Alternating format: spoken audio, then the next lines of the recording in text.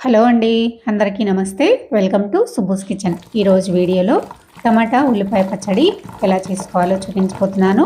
Mixie వేసుకోకుండా ఇలా రోట్లో నూరుకుంటే చాలా టేస్టీగా ఉంటుంది.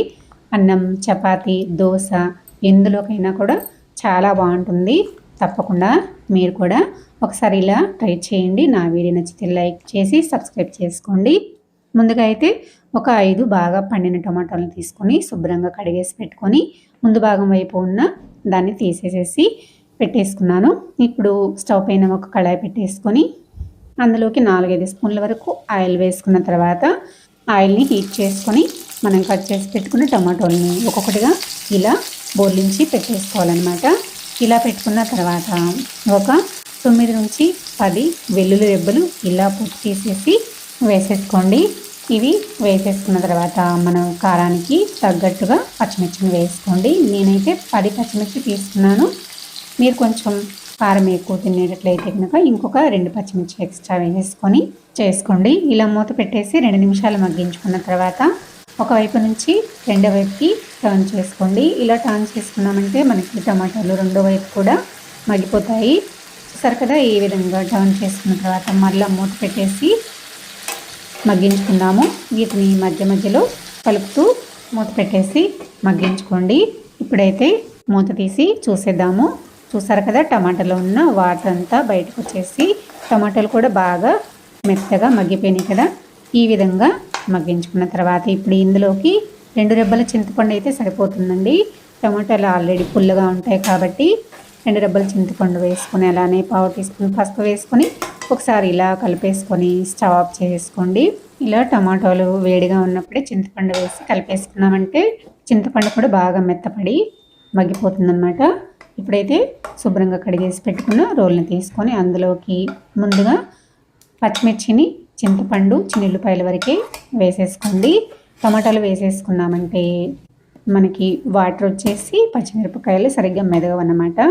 ఇందులోకి 2 టీ స్పూన్ల వరకు కళ్ళుప్పును వేసుకున్నాను. మీరు కనుక సాల్ట్ వేసుకున్నట్లయితే 1 స్పూన్ వేసుకొని తర్వాత చూసి మళ్ళీ వేసుకోవచ్చు. 1 టీ స్పూన్ జీలకర్ర అలానే 2 రెబ్బల కరివేపాకు వేసుకొని ఇలా పచ్చాగా దంచేసుకోండి. చూసారు కదా, ఈ విధంగా దంచుకున్న తర్వాత మనము మిగిలిన టమాటాలను కూడా వేసేసుకుందాము. టమాటాలు వాటర్ ఉంటాయి కాబట్టి ముందు వేసుకోకూడదు. పచ్చిమిర్చి మెదిగిన తర్వాత టమాటాలు వేసుకొని ఇలా టమాటాలు బాగా మెత్తగా మెదిగే వరకు ఇలా నూరేసుకోండి.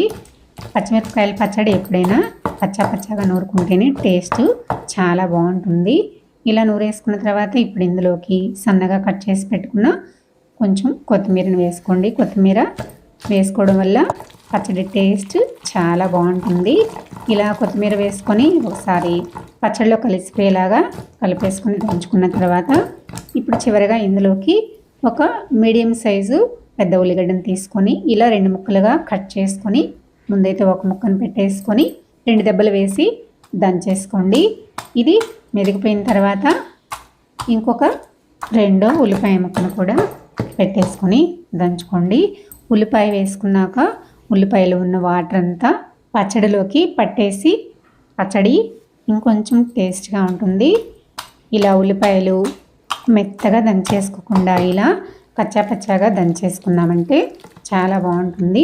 చూసారు కదా, ఈ విధంగా ఈ ప్రాసెస్లో ఈ పచ్చడిని కనుక చేసుకున్నారంటే చాలా బాగుంటుంది. ఒకసారి చివరిగా సాల్ట్ సరిపోయింది లేదో చెక్ చేసుకొని సరిపోకపోతే కనుక ఇంకొంచెం యాడ్ చేసుకొని కలుపుకోండి. నేనైతే సాల్ట్ ఎక్స్ట్రా ఏమీ యాడ్ చేసుకోలేదు, నాకు వేసుకున్న ఉప్పే సరిపోయింది.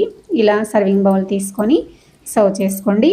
అన్నంలో కానీ, చపాతీలో కానీ, దోశలో కానీ, పునుగుల్లో కానీ సూపర్ టేస్టీగా ఉంటుంది.